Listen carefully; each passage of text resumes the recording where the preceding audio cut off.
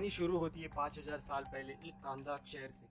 इस शहर पे एक अत्याचारी राजा का शासन था, राजा एक्टन। और इस राजा का मकसद था सबक का ताज बनाना। और इस सबक के ताज को बनाने के लिए एक क्रिस्टल की जरूरत थी, जो कि था इटरनियम। इटरनियम को ढूंढने के लिए राजा ने अपनी पूरी प्रजा को मजदूर बना के दिन रात उसकी खुदाई में लगाए रखा था। और जिस दिन एक मजदूर को जैसे ही वो इटरनियम मिलता है, राजा अपना ताज बनाना स्टार्ट कर देता है, शुरू कर देता है।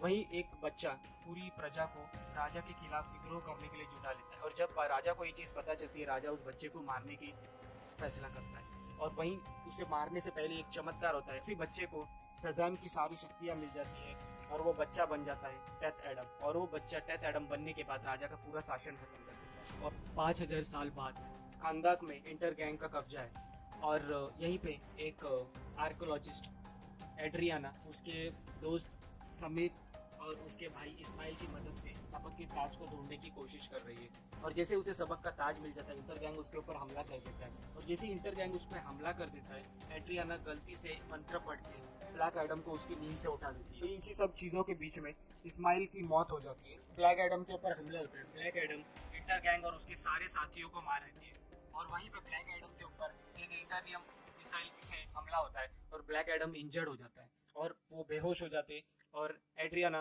उसे अपने घर लेके चली जाती है। और जैसे ही सरकारी अधिकारी अमांडा वॉलर को इस घटना के बारे में पता चलता है, वो ब्लैक एडम को हिरासत में लेने के लिए कार्टर हॉल में संपर्क करती है। एडम को रोकने के लिए हॉकमैन के साथ जस्टिस सोसाइटी ऑफ अमेरिका भी उनके साथ साथी सदस्य doctor Fate, cyclone, atom smasher शामिल होते हैं। और वहीं एड्रियाना को ताज के अंदरूनी हिस्से पे लिखे गए शब्दों का मतलब पता चलता है, जिसपे लिखा होता है, जीवन ही मौत का एकमात्र रास्ता है। वही एड्रियाना का बेटा एडम को खानदाक का एकमात्र चैंपियन मानता है। बट एडम इस बात से इनकार करता है और वहाँ से चला जाता है। एड्रियाना का बेटा एमोन एडम को अपना हीरो की तरह देखता है और वो पूरे खानदान को साबित करना चाहता है कि उनका हीरो फिर से लौट आया है। एमन इंटर गैंग के साथ हंगामा करता है और एमन और एड्रियाना को बचाने के लिए ब्लैक एडम उसमें हस्तक्षेप करता है। और उसी वक्त और विनाश होने से बचाने के लिए जस्टिस सोसाइटी वहाँ पहुँच जाती है। और जैसे उनकी लड़ाई होती है, उस दौरान डॉक्टर फेट को एड्रियाना के पास ही सबक का ताज है ये पता चल जाता है और वो एड्रियाना से सबक का ताज मांगते हैं। पर एड्रियाना इस चीज़ से मना कर देती है। और उसके बाद डॉक्टर फेट और जस्टिस सोसाइटी बताती है कि कई साल पहले, 5000 साल पहले जो खानदान की तबाही हुई थी, वो ब्लैक एडम की शक्ति अनकंट्रोल होने की वजह से ही हुई थी। और वहीं एड्रियाना राजी हो जाती है जस्टिस सोसाइटी को ब्लैक एडम के पास लेके जाने के लिए। वहीं दूसरी तरफ एड्रियाना का बेटा एमोन, जिसके पास सबक का ताज है, वो घर पहुंचता है। वहाँ पे वो इस्माइल को देखता है। एमोन इस्माइल को जिंदा देख के सरप्राइज हो जाता है। और थोड़ी देर बाद पता चलता है कि इस्माइल ही इंटर गैंग का लीडर है और वो आमिर को गोली मार देता है और एमोन से उस सबक के ताज मांगता है। बट एमोन वहाँ से भाग जाता है और पूरी इंटर गैंग वहाँ आ जाती है एमोन को पकड़ने के लिए, वो सबक का ताज पाने के लिए। और उतने में एमोन अपनी माँ एड्रियाना को कॉल करता है और ये सारी चीज़ें बताता है। और वहीं एड्रियाना ब्लैक एडम से, डेथ एडम से रिक्वेस्ट करती है कि वो अभी भी खानदान का चैंपियन बन सकता है, वो उसके बेटे को बचा ले।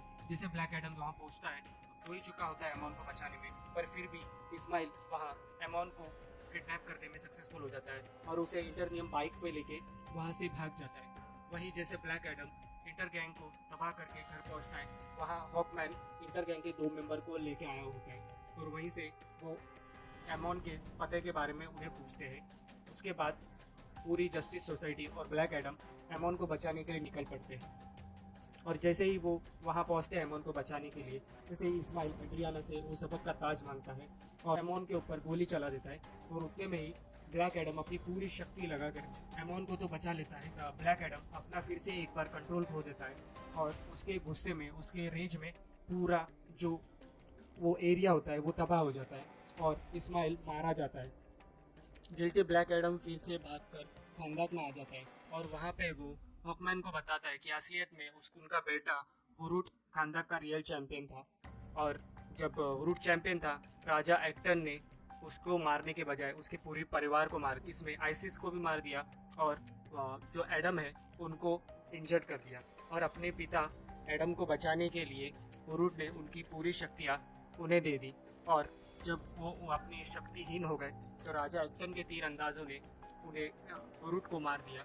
और उस क्रोध ब्लैक एडम ने राजा और उसके पूरे साम्राज्य को विध्वंस कर दिया, तबाह कर दिया। और ये सब चीज जब जादूगर ने देखी तो जादूगर ने एडम को शक्तियों के अयोग्य मान के उसे कैद कर दिया। तो एडम अब उसकी गलतियों से बहुत ज्यादा परेशान है, इसीलिए वो अपनी सारी पावर छोड़ने के लिए राजी हो जाता है और वो अपनी सारी पावर त्याग देता है और हॉकमैन को कहता है कि वो ये शब्द फिर से कभी ना बोल पाए। और हॉकमैन एडम को अंडर वाटर जेल में शिफ्ट कर देते हैं। वहाँ पे उसके मुंह में एक ऐसा डिवाइस लगा देते हैं जिससे वो कभी कुछ बोल ना पाए। जब वो वहाँ से लौट रहे होते हैं तभी एड्रियाना कांच में लिखे गए शब्दों का असली मतलब ढूंढ लेती है, जिसमें ये लिखा होता है कि मौत ही जीवन का एकमात्र रास्ता है। और पता चलता है कि इस्माइल ने जानबूझ के एडम के हाथों मरने का फैसला किया था क्योंकि वो अंडरवर्ल्ड में जा सके और सबक बन के पुनर्जन्म ले सके और वहाँ से अंडरवर्ल्ड से खानदान तक अपने सिंहासन का दावा कर सके। और जैसे ही जस्टिस सोसाइटी को ये पता चलता है वो सबक को रोकने के लिए वहाँ पहुंच जाते हैं, पर वो सबक को रोक नहीं पाते क्योंकि सबक की ताकत बहुत ज्यादा होती है। और इतने में डॉक्टर फेथ को ये पता चल जाता है कि उसे रोकने के लिए ब्लैक एडम को फिर से आना होगा। तो इसीलिए ब्लैक एडम को अपनी टेलीपैथी शक्ति से जगाने के लिए अपनी टेलीपैथी शक्ति यूज करके फिर से